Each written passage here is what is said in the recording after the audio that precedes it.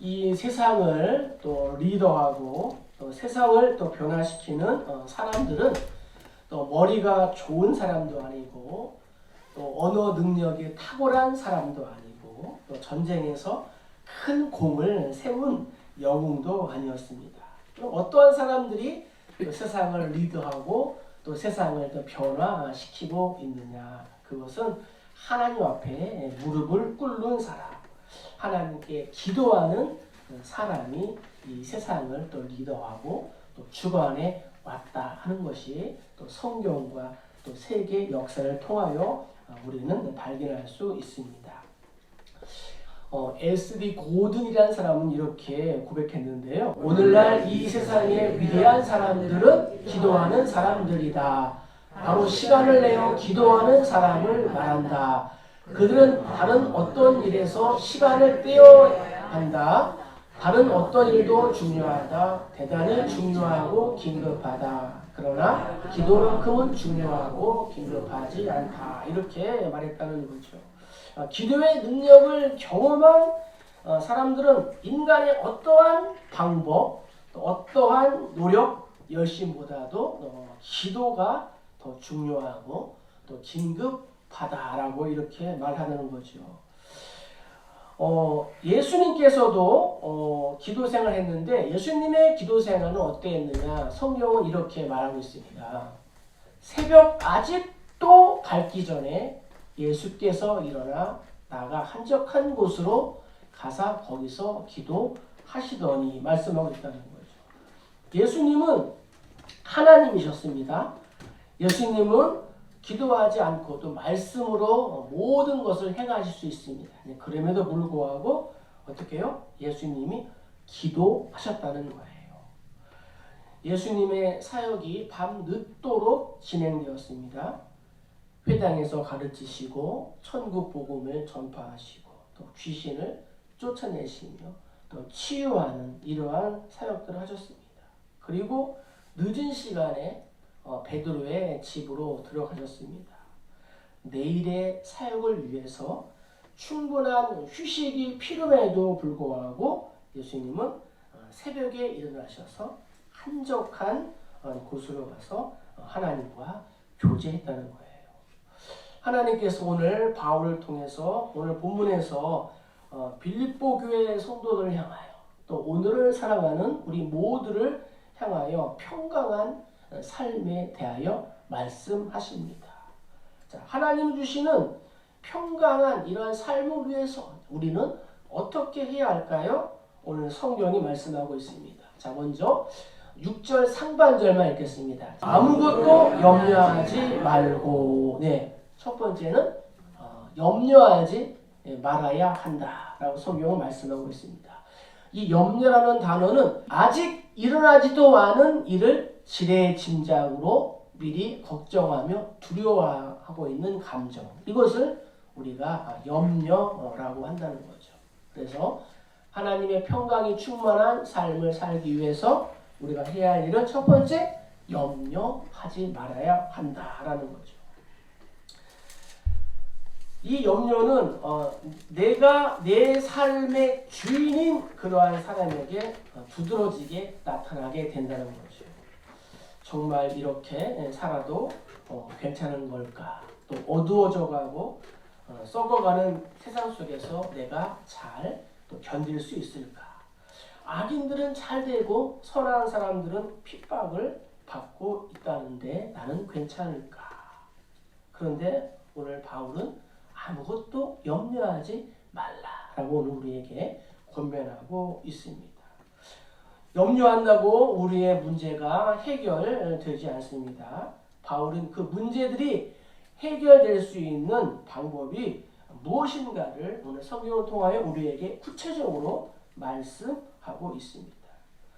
이 염려는 우리 마음 한 구석에서 시작하지만 이 염려가 또 염려를 낳고 또 확대되고 재생산되면서 점차 우리의 모든 생각과 마음 그리고 삶까지도 흔들어 놓는 매우 위험한 감정이 바로 이 염려라는 것입니다. 그래서 이 염려는 불신앙의 산물입니다. 어떤 일이 일어날지 알 수 없는 미래는 나의 영역이 아니라 하나님의 영역인 줄로 믿습니다. 네, 그러한 하나님의 영역에서 또 내 인생을 또 내가 책임져야 한다라고 하니까 이러한 염려가 생기게 되는 것입니다.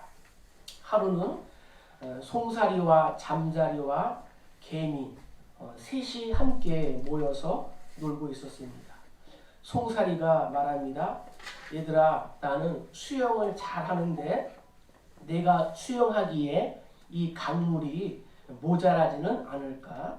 그 말을 듣고 잠자리와 개미가 말합니다. 네가 수영하기에는 이 강물은 항상 충분해. 자, 이어서 잠자리가 말합니다. 얘들아, 내가 날기에는 이 하늘이 너무 좁은 것 같아. 송사리와 개미는 기가 막혀서 말합니다. 네가 날기에는 하늘은 너무도 넓고 충분해. 이때 개미도 자기의 걱정을 이렇게 말합니다. 사실 나도 염려와 걱정이 있어. 나는 흙으로 이 집을 짓고 사는데 내가 집을 짓기에 이 흙이 아무래도 모자랄 것 같아 말합니다. 내가 짓고 살기에는 땅에 있는 흙이 충분하단다. 우리가 염려하고 걱정하고 있는 것도 이와 같지는 않을까요? 자기 아들을 아낌없이 우리에게 내어주신 하나님께서 왜 우리에게 필요한 것들을 풍성히 주지 않겠습니까? 공중나는 새를 보라 농사하지 않으며 곡식 모아 곡간 안에 들인 것도 없어도 세상 주관하는 주님 새를 먹여주시니 너희 먹을 것을 위해 근심할 건 무엇냐? 들의 백합화를 보라 길쌈수고 안에도 솔로몬의 입은 옷도 입곤만 못하였네. 아궁 속에 던질 풀도 귀히 입히시거든 사랑하는 자녀들을 입히시지 않으랴. 이것이 하나님 아버지의 우리 자녀된 성도들을 향한 마음인 줄로 믿습니다. 예수님께서 말씀하셨습니다. 너희는 무엇을 먹을까, 무엇을 마실까, 무엇을 입을까 염려하지 말라. 이는 다 이방인들이 구하는 것이라. 너희 하늘 아버지께서 이 모든 것이 너희에게 있어야 할 줄을 아시느니라. 하나님께서 이미 우리에게 무엇이 필요한지 다 아신다는 것입니다. 따라서 성도인 우리, 자녀된 우리는 모든 염려를 아버지 되시는 하나님께 맡기고 그의 나라와 그의 의를 먼저 구하는 삶을 살아야 할 줄로 믿습니다. 오스왈드 챔버스라는 사람은 이렇게 고백했습니다. 염려하는 것은 하나님의 돌보심에 대한 신뢰의 결핍을 드러내는 것이며 그분에 대한 일종의 무의식적인 모욕이다 라고 했습니다.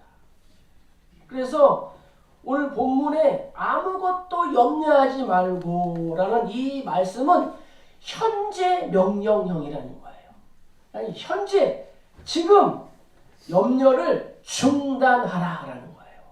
혹시 오늘 이 시간 예배 드리면서도 또 염려하고 근심하고 걱정하시는 분 있습니까? 염려를 중단하시기를 주의 이름으로 축복합니다. 네. 하나님이 나를 돌보시는 데에 이러한 거기에 대하여 하나님께 신뢰하지 못하고 집중하지 못하고 그분에 대한 일종의 무의식적인 모욕이다 라고 말했다는 거예요. 이렇게 의심하고 또 염려하는 우리들에게 성경은 또 어떻게 말씀하시느냐 이렇게 말씀하신다는 거죠. 내 길을 여호와께 맡기라. 의지하면 그가 이루시고 내 짐을 여호와께 맡기라. 그가 너를 붙드시고 의인의 요동함을 영원히 허락하지 아니하시리로다. 너의 행사를 여호와께 맡기라. 그리하면 네가 격려하는 것이 이루어지리라. 너희는 마음에 근심하지 말라. 하나님을 믿으니 또 나를 믿으라. 예. 성경에서 수도 없이 염려하지 말고 근심하지 말고 걱정하지 말고 하나님께 맡겨라 말씀하는데 혹시 내가 근심하고 걱정하고 염려하는 것은 무엇입니까? 사람이 우리 인생이 70이요 또 강건하면 80이라고 말씀하시는데 우리가 살아가면서 염려를 하지 않을 수가 없습니다. 염려할 수가 있습니다. 그러나 전능하신 하나님이 내 삶을 이끌어 가신다 하는 것을 우리가 믿고 순종하면 나의 근심과 염려의 악순환을 우리가 끊어낼 수 있는 줄로 믿습니다. 그래서 염려가 생길 때마다 오늘 주신 말씀을 우리가 기억하는 거예요. 이 말씀을 붙잡는 거예요. 그래서 이 염려를 내가 간직하는 것이 아니라 하나님 앞에 쏟아낼 줄 아는 이 기도의 사람이 되어야 할 줄로 믿습니다. 그래서 우리는 우리의 필요를 미리 다 알고 계시는 하나님께 기도와 간구를 하라 라고 성경은 말씀하고 있습니다. 자, 6절 중반전 말씀 읽겠습니다. 다만 모든 일에 기도와 간구로. 네, 두 번째는 기도와 간구로. 자, 본절에서 이 기도와 간구라는 이 비슷한 의미의 단어가 반복적으로 쓰이고 있습니다. 이것을 같은 뜻인데 우리가 굳이 구분하자면 이거예요. 기도는 하나님께 예배하는 마음으로 드리는 기도, 또 간구는 하나님께 필요한 것을 요청하며 구하는 기도, 이렇게 우리가 구분할 수가 있습니다. 그러니까 기도는 하나님께 대한 예배나 헌신 등의 맥락에서 드리는 일반적인 기도다라고 말씀드릴 수 있고, 간구는 개인적인 나의 특별한 이 요구, 이 니드를 하나님께 아뢰는 기도다, 이렇게 말씀드릴 수가 있습니다. 어쨌든 사람들은 이 염려와 또 불안이 생기면은 그것에 우리가 눌림을 당합니다. 그래서 기도와 간구를 잊어버릴 수가 있습니다. 그러나 오늘 성경은 뭐라고 말씀하세요? 모든 일, 아무리 힘든 일, 또 슬픈 일, 또 화나는 일들이 생기더라도 기도하라, 간구하라, 이렇게 말씀하고 있다는 거예요. 그러니까 기도하면 감사한 일들이 생각나는 거예요. 기도하면 하나님의 은혜가 생각나는 거예요. 그리고 현재 내가 누리고 있는 이 복이 깨달아지게 되는 거예요. 그리고 중요한 것은 하나님께서 나의 미래까지 책임져 주실 것이라는 이 확신도 생기게 되는 줄로 믿습니다. 그래서 먹구름이 거치는 것처럼 염려와 불안이 사라지고 하나님의 은혜와 평강이 임하게 되는 거예요. 그래서 염려와 기도는 반비례하는 거예요. 염려하면 기도가 사라지고 기도하면 염려가 사라지는 줄로 믿습니다. 예수께서도 이 기도 응답에 대하여 우리에게 많은 약속을 해주셨습니다. 그 대표적인 말씀이 마태복음 7장 7절부터 8절이에요. 구하라 그리하면 너희에게 주실 것이요, 찾으라 그리하면 찾아낼 것이요, 문을 두드리라 그리하면 너희에게 열릴 것이니 구하는 이마다 받을 것이요, 찾는 이가 찾아낼 것이요, 두드리는 이에게 열릴 것이니라. 아멘. 네. 고아들의 아버지라고 불리는 조지 밀러 목사님은 평생에 5만 번의 기도가 응답이 되었습니다. 그러니까 매일매일 기도 응답을 체험했다는 거예요. 그는 심지어 당장 아침에 이 고아들을 먹일 음식이 없어도 사람에게 요청하지 않고 하나님께 기도함으로 즉각적인 응답을 받는 일을 수없이 많이 경험했다고 합니다. 성도에 우리도 믿음을 가지고 이렇게 기도하여 하나님의 즉각적인 응답을 또 체험하시기를 주의 이름으로 간절히 축복합니다. 네, 존 버녀는 이렇게 얘기했어요. 기도는 우리를 지키는 영혼의 방패요, 하나님께 드리는 희생 제물이요 사탄을 내릴지는 채찍이다 이렇게 말했어요. 네. 우리가 기도하고 간구하고 또 나아가서 감사를 하면은 나중에 말씀드리겠지만 하나님의 평강이 우리에게 임한다는 거예요.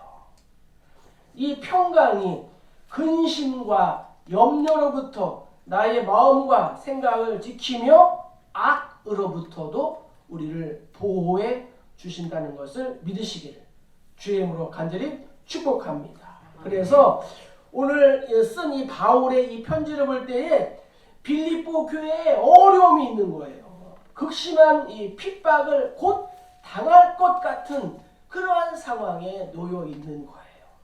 그래서 이들이 어떻게 해요? 아직도 오지 않은 그런 고난의 현실 때문에 염려하고 미리 두려워하고 있는 것이었습니다. 하나님께서 우리가 예수님을 잘 믿는다고 해서 우리의 고난을 면제시켜 주시지는 않습니다.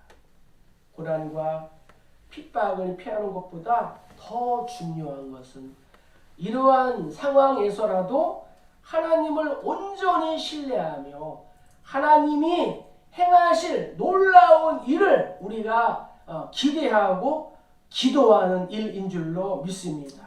그러면 내가 기도하는 것보다 더욱 응답하시는 하나님을 경험하게 될 줄로 믿습니다. 아멘. 코로나 이후에 파생된 수많은 문제들이 우리를 또 염려하게 만들고 또 믿음이 약해지게 합니다. 하지만 그럼에도 우리의 일상이 정상화되도록 우리가 기도와 간구를 꾸준하게 해야 될 줄로 믿습니다. 우리의 내면과 우리의 외형이 거룩해지는 방법은 말씀과 기도 외에는 없다고 말씀했습니다. 오늘 말씀을 통하여 아무것도 염려하지 말고 또 걱정하지 말고 오직 기도와 간구로 하나님께 아뢰시길 주의 이름으로 축복합니다. 자, 세 번째는 뭐예요? 우리 6절 하반절 읽겠습니다. 감사함으로 하나님께 아뢰라. 네, 하나님의 평강을 얻는 방법 중에 세 번째는 뭐냐? 감사라는 거예요. 해지는 들녘 한 부부가 교회 종소리를 들으면서 고개를 숙여 기도를 하고 있습니다. 부부의 피곤한 발끝에 조그마한 아기의 관이 놓여 있습니다. 불쌍한 부부는 아기 관을 묶기 전에 기도하는 비통한 모습입니다. 이 그림은 밀레의 만종입니다. 밀레는 이 그림을 그린 후에 스승인 화가에게 보여주었습니다. 그때 스승이 말했습니다. 여보게 애틋한 사연, 아름다운 정원과 황혼, 그리고 감사기도 다 좋은데 가운데에 있는 이 관이 마음에 걸린다. 이 관 대신에 바구니를 그려 넣으면 어떨까? 그래서 아기의 이 관을 바구니로 바꾸어서 그렸다고 합니다. 그랬더니 그 의미가 몇 배로 살아났습니다. 전체 그림은 그대로인데 중간 하단에 바구니 하나를 그리니 비통한 장례식이 황혼의 감사로 승화되면서 불멸의 명화인 만종이 되었다고 합니다. 밀레는 가난한 농부의 아들로 태어나 두터운 신앙심과 경건한 분위기에서 어린 시절을 보냈습니다. 그래서 어린 시절의 경험들이 밀레의 그림 속에 그대로 나타나 있다고 합니다. 특히 할머니는 하루에 3번 종소리가 들릴 때마다 밀레에게 꼬박꼬박 기도를 하라고 가르쳤다고 합니다. 밀레는 그러한 할머니를 떠올리며 그림을 그렸다고 합니다. 자, 두 사람이 기도하기를 시작합니다. 두 사람은 모두 극심한 고난으로 기도하기 시작했습니다. 한 사람은 하나님을 향하여 따지듯이 물었습니다. 하나님, 왜 제게 이러한 일이 생긴 겁니까? 제 다급한 사정을 하나님 알고 계십니까? 부르짖으며 목이 터져라고 외쳤습니다. 하나님께서 말씀하셨습니다. 고통스럽고 힘이 드냐? 나는 너를 위하여 내 아들을 십자가에 못 박았더이다. 그런데 다른 한 사람은 전혀 다른 모습으로 기도했습니다. 그 역시도 심한 고통을 겪고 있었지만 오히려 감사하다고 기도했습니다. 하나님, 제가 다시 일어설 수 있는 힘과 능력을 주시니 정말 감사합니다. 고난이 있지만 이 고난이 제게 오히려 약이 되니 참 감사합니다. 그는 절망하지 않았습니다. 오히려 하나님께 감사했습니다. 두 사람 모두 고난이라는 출발점은 같았지만 그 과정과 결과는 정반대였습니다. 기도를 통해 감사의 렌즈를 끼라는 말이 있습니다. 기도를 통해 감사의 렌즈를 끼라.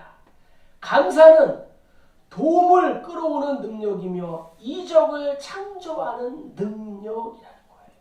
감사를 통해 시련과 이 고난을 감당할 수 있는 이 능력을 우리가 받으시길 주의 이름으로 간절히 축복합니다. 아멘. 감사를 통해 위기를 기회로 바꾸는 능력을 받고 감사를 통해 이적을 이 창조의 능력으로 내가 이 변화될 수 있는 능력을 우리가 받는 거예요. 또 감사는 느낌으로만 하면 안 된다는 거예요. 감사는 표현을 해야 된다는 거예요. 우리가 그래서 입술로도 하나님 감사합니다. 하나님 고맙습니다. 이렇게 고백하기를 주의 이름으로 축복합니다. 아멘. 엘리자 에드먼드 히빗이라는 사람이 있었습니다. 그는 갑작스러운 사고로 척추를 다치게 되었습니다.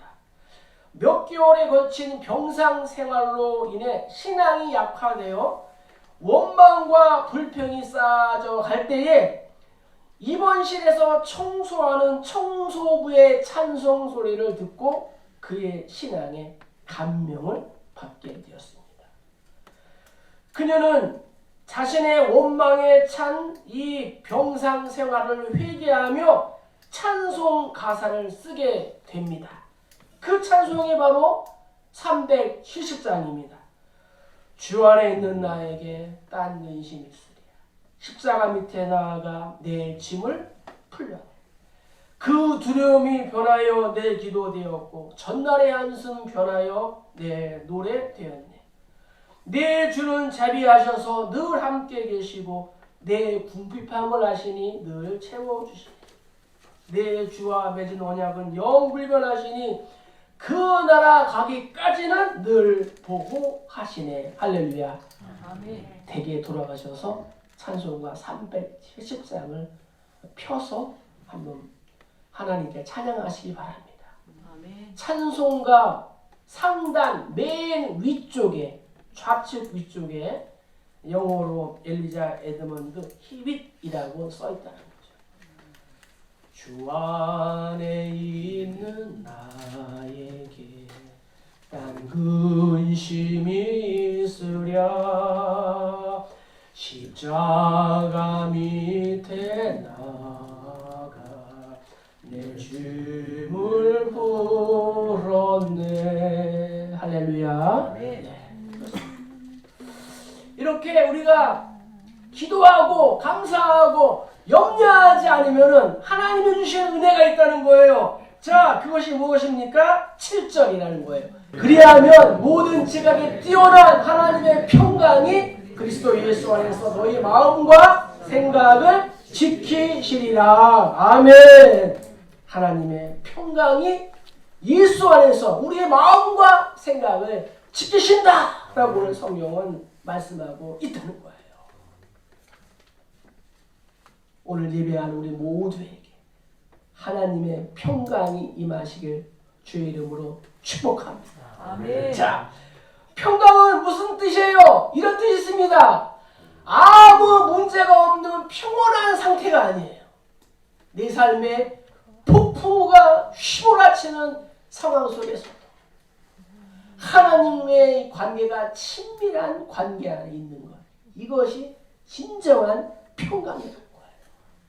내 삶에 질병이라는 폭풍우, 물질이라는 폭풍우, 또 실업이라는 폭풍우, 또 부도라는 폭풍우, 여러 가지 크고 작은 폭풍우가 오는 상황 속에서도 하나님 안에 하나님과 친밀한 관계에 있는 것.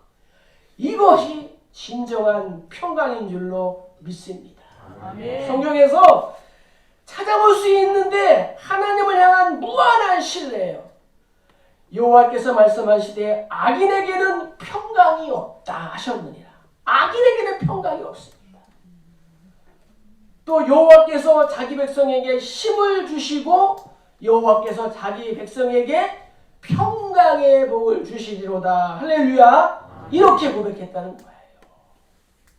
우리가 하나님을 의지하고 신뢰할 때 자기 백성에게 힘을 주시고 평강의 복을 주시는 줄로 믿습니다. 그래서 오늘 바울 역시도 기도와 간구 그리고 감사를 하면 상황과 환경이 개선된다, 바뀐다 이렇게 말하지 않고 하나님의 평강이 그리스도 예수 안에서 우리의 마음과 생각을 지켜주신다라고 말씀하고 있는 것입니다. 물론 우리는 내가 기도한 내용대로 하나님께서 이루어 주실 것을 기대하고 믿고 기도합니다. 물질을 간구할 때 물질을 주시고 양식을 위해 기도할 때 양식을 주시고 우리의 회복을 위하여 기도할 때 하나님이 치유와 회복을 반드시 주십니다. 물론 이러한 즉각적인 응답이 기도 동기의 부여로 작용될 수도 있습니다. 그러나 그것은 당장에는 좋을지 몰라도 우리의 삶의 근본적인 문제를 해결해 주지 않는다는 것입니다. 본문에 지키시리라 이 말의 뜻은 호위하다예요. 호위하다. 군대 용어예요. 당시에 가장 강력한 믿음직한 이 로마 군대의 철통 같은 보초가 백성들은 얼마나 든든해 보이겠습니까? 그러므로 평안함이라는 말로 가장 큰 응답이라는 거예요. 평안함이 가장 큰 응답이라는 거예요. 하나님께서 우리들이 기도할 때에 평강이라는 이 파수꾼을 우리에게 보내셔서 모든 염려와 걱정으로부터 우리의 마음을 지키시고 호위, 보호해 주신다는 것입니다. 어떤 환경 속에서도 말씀대로 우리가 하나님을 믿고 의지할 때 주께서 친히 때마다 일마다 우리에게 평강을 주신다는 이 사실을 우리가 꼭 믿으시기를 주의 이름으로 간절히 축복합니다. 아멘. 그러므로 나의 필요를 먼저 채우는 것보다 중요한 것은 무엇이냐? 나의 마음과 생각이 만복의 근원이신 하나님만 바라볼 수 있도록 하는 것, 지키는 것, 이것이 중요하다는 것입니다. 따라 오늘 말씀을 통해서 하나님이 평강을 주심은 우리의 실제적인 기도의 응답보다 더 근본적인 문제 해결인 줄로 믿습니다. 잠언 기자는 이렇게 고백합니다. 오직 내 말을 듣는 자는 평안히 살며 재앙에 두려움 없이 안전하리라. 평안을 너희에게 끼치노니 곧 나의 평안을 너희에게 주노라. 내가 너희에게 주신 것은 세상이 주는 것과 같지 아니하리라. 너희는 마음에 근심하지도 말고 두려워하지도 말라. 이렇게 말씀하셨습니다. 그러므로 오늘 말씀처럼 정말 우리가 예수 그리스도 안에 있음을 우리가 확인하며 그리스도의 평강이 나의 마음을 주장하도록 우리가 염려하지 말고 기도와 감사와 간구로 또 살아가는 그러한 하루가 되기를 주의 이름으로 축복합니다. 바울은 말씀을 마치면서 골로새 교회 성도들에게도 이렇게 고면했습니다. 그리스도의 평강이 너희 마음을 주장하게 하라. 너희는 평강을 위하여 한 몸으로 부르심을 받았나니 너희는 또한 감사하는 자가 되라. 아멘. 말씀을 마칩니다. 나보다 나를 더 잘 아시는 하나님께 가장 좋은 것으로 이 하나님 주신 이 평안함이야말로 다른 모든 기도의 응답보다 더 소중하고 신령한 은혜임을 믿으시기를 축복합니다.